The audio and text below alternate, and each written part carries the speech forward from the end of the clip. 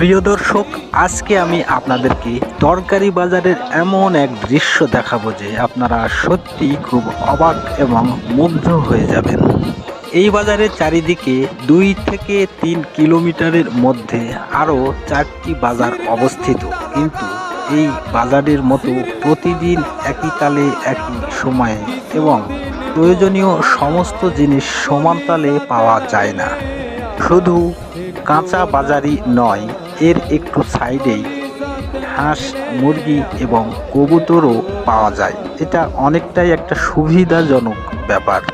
এখানে আপনারা দেখছেন যে আলু, টমেটো, বেগুন, গাজর, শাকসবজি সহ এমন কোনো কাঁচা তরকারি নেই যেই তরকারি এই বাজারে ওঠে না।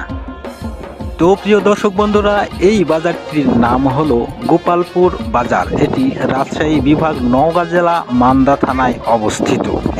এখানে নিত্য নতুন কাঁচা বাজার আমদানির ফলে আমরা প্রতিদিনই নির্মল এবং টাটকা তরকারি পেয়ে থাকি।